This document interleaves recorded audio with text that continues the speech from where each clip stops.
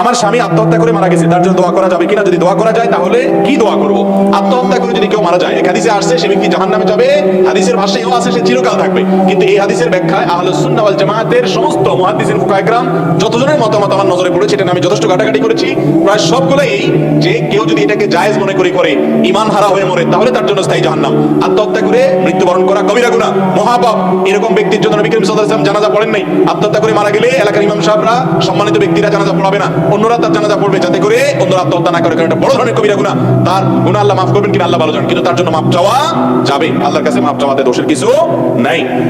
এরপরে প্রশ্ন হলো, কেউ যদি নিজে হজ না করে তাহলে কি সে অন্যের বদলি হজ করতে পারে? নিজের হজ যদি আপনি না করেন তাহলে অন্যের বদলি হজ আপনি করবেন না, যদি এটাকে অনেক উলামায়ে কেরাম, অনেক ফুকাহায়ে কেরাম জায়েজ বলেছেন মাকরুর সাথে, অর্থাৎ এটা করলে মাকরু হবে। নবী করিম সাল্লাল্লাহু আলাইহি ওয়াসাল্লাম এক ব্যক্তিকে, সুব্রমা, তাকে দেখে নবী সাল্লাল্লাহু আলাইহি ওয়াসাল্লাম বলেছেন তিনি হজ করছেন, এবং হজ করার সময় তিনি তালবিয়ার সময় বলছেন আল্লাহ এটা আমার অমুকের তরফ থেকে, সম্ভবত ভাই পক্ষ থেকে হজের নিয়ত করছেন। নবী সাল্লাল্লাহু আলাইহি ওয়াসাল্লাম বলেছেন তুমি নিজের হজ করছো? বলে না করি নাই। তখন বলেন আগে নিজের হজ করো, এরপর ভাই পক্ষ থেকে করবা। এই জন্য যে ব্যক্তি বদলি হজ করবে তিনি আগে নিজের হজ করবেন, তারপরে কি করবেন? বদলি হজ করবেন। এরপরে প্রশ্ন হলো, স্বামী মারা গেলে স্ত্রী তার স্বামী বাড়ি হতে 4 মাস 10 দিনের মধ্যে কোন কাজে বা অনুষ্ঠানে যেতে পারবে কিনা?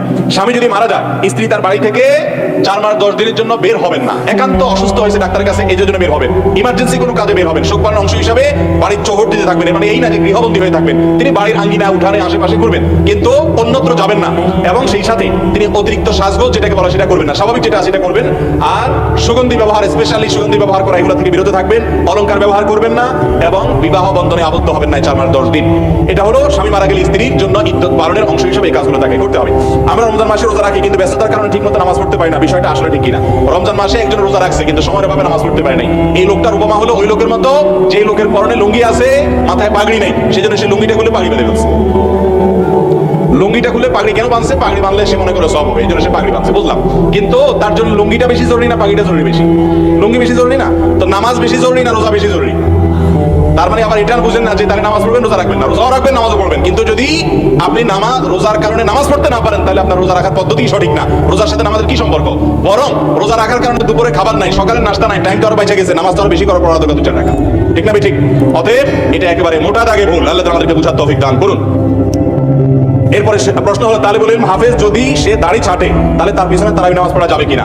ইমাম সাহেব যদি দাড়ি চাটেন তাহলে এরকম ইমাম সাহেব ফাসিক, প্রকাশ্য ফাসিক, এরকম ব্যক্তিকে ইমাম হিসাবে নিয়োগ দেওয়া উচিত না, মাকরুহ। যদি তার পিছনে নামাজ পড়ে নামাজ হয়ে যাবে, নামাজ হবে না এরকম কোনো বিষয় নাই, নামাজ হয়ে যাবে। মুরগি দেখানো, মুরগির দোকানে একটি ছুরি দিয়ে শত শত মুরগি জবে করে, যে ছুরিতে প্রবাহিত রক্ত লেগে থাকে, এই অবস্থায় সেই জবেকৃত মুরগি খাওয়া যাবে কিনা? একটা মুরগি জবে করা হয়েছে ছুরি দিয়ে, এই প্রবাহিত রক্তটা নাপাক। পয়েন্টটা গুরুত্বপূর্ণ। এই রক্ত যেটা রক্ত থেকে বের হয় এটাকে প্রবাহিত রক্ত, প্রবাহমান রক্ত বলে। স্পিডি যেটা বের হয়, প্রবাহমান রক্তটা নাপাক। অতএব ছুরিতে যে লেগে গেছে, ছুরি কিন্তু নাপাক হয়েছে। এখন প্রশ্ন হলো, এই ছুরিটা দিয়ে যদি আরেকটা মুরগি জবে করা হয়, সেই মুরগি হালাল হবে কিনা? উত্তর হলো হালাল হবে। কেন হালাল হবে?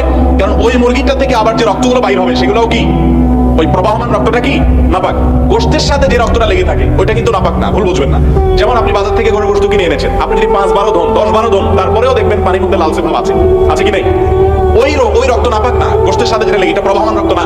কিন্তু যেটা প্রবাহমান রক্ত, তবে সাইল বলা হয় ফিকহের কিতাবের ভাষায়, সেটা নাপাক। অতএব একটা মুরগি জবে করার ফলে যে রক্তটা লেগে গেছে, ওই ছুরি দিয়ে আরেকটা মুরগি আপনি জবে করেন, কোনো অসুবিধা নেই। জবে বিশুদ্ধ হওয়ার জন্য শর্ত হলো রগগুলা ঠিকমতো কাটা গেল কিনা সেটা। রগ যদি ঠিকমতো লাগা যায় তাহলে আর কোনো অসুবিধা নাই।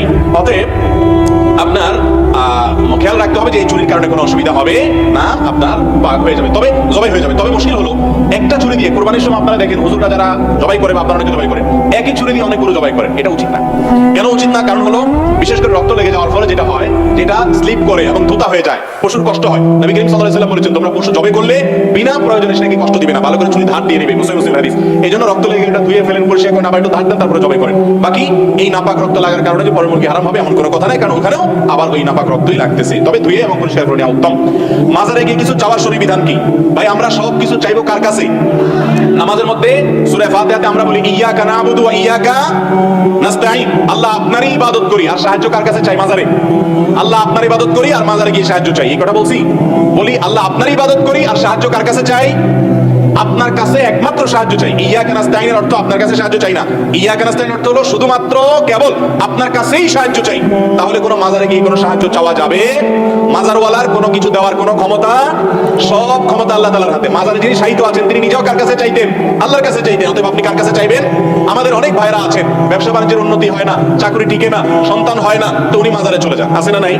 ওই মাজারওয়ালার কোনো পাওয়ার নাই, ওই মাজারওয়ালা নিজেও আল্লাহর কাছে চাইতেন। আল্লাহ বলেছেন উদউনি, তোমরা আমার কাছে দোয়া করো, আস্তাজিব লাকুম, আমি দোয়া কবুল করব। যেখানে আল্লাহ স্বয়ং দোয়া কবুল করে ওয়াদা করেছেন, সেখানে আপনি মাজারওয়ালার কাছে চাওয়া জায়েজ নাই। যদি কেউ মাজারওয়ালার কাছে যায় এবং প্রার্থনা করে এবং তাকে আল্লাহ রাব্বুল আলামিন যেরকম যা খুশি তা যা দিতে পারেন, সেই ব্যক্তি এরকম দেওয়ার ক্ষমতা রাখেন, এই বিশ্বাস রেখে তার কাছে দোয়া করে, তাহলে সেটা শিরক হবে, ঈমান চলে যাওয়ার মতো বিষয় হবে। আল্লাহ আমাদেরকে বোঝার তৌফিক দান করুন। অনেকে বলেন যে না, মাজারে গিয়ে আমরা আল্লাহর কাছে দোয়া করি, আল্লাহর কাছে দোয়া করি, মাজারওয়ালার কাছে না। তাহলে আমার প্রশ্ন হলো, মাজারে গিয়ে কেন? আল্লাহর কাছে দোয়া তো আপনি এখানে বসে করলে হবে, আপনার বাসায় করলে হবে। কিছু জায়গা আছে দোয়া কবুলের জায়গা, যেমন আরাফাতের ময়দান, যেমন তোয়াফ করতে করতে দোয়া কবুল হয়, সাফা পাহাড়ের পর দোয়া কবুল হয়, মারওয়া পাহাড়ের পর দোয়া কবুল হয়। দোয়া কবুলের কিছু জায়গা আছে, কিন্তু মাজার বা যে কোনো কবরস্থানে গিয়ে দোয়া করলে দোয়া কবুল হয় এমন কোন কথা কোন হাদিসে বর্ণিত হয়? অতএব মাজারে গিয়ে কেন দোয়া করবেন? হ্যাঁ, মাজারে যাবেন, কবর, মাজার মানে কবর, কবরে যাবেন কবরবাসীকে সালাম দেওয়ার জন্য, সেখানে বরং তাদের কাছে তাদের শান্তি দোয়া করে আসবেন, তাদের কাছে কিছু চাওয়ার বিষয় নাই। যারা মাজারে যান তাদের ঈমান হারা হওয়া পর্যন্ত ভয় আছে। আল্লাহ আমাদেরকে বেঁচে থাকার তৌফিক দান করুন।